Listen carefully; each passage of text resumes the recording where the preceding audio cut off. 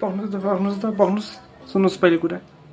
म जितेपछि हेर्नु न मेरो एउटा फेभरेट बाइक छ त्यही बाइक 10 वर्षमा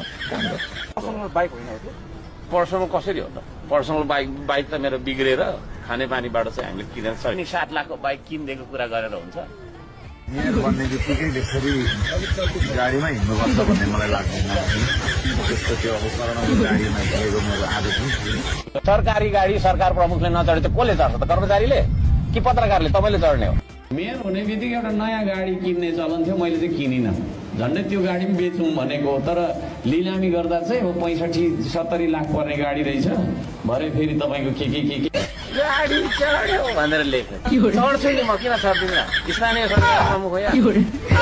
होइन दाउ पनि अर्को किनेर चढ्नुला अझै जान्छ होइन 5 करोड दाउ पनि अर्को किनेर चढ्नुला अझै जान्छ